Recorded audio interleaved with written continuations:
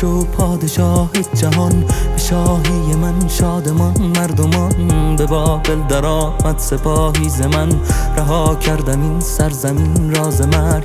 به بابل چو وارد شدم بی نبرد، سپاه من آزار مردم نکرد. من بردهداری برانداختم، به کار ستم دیده پرداختم.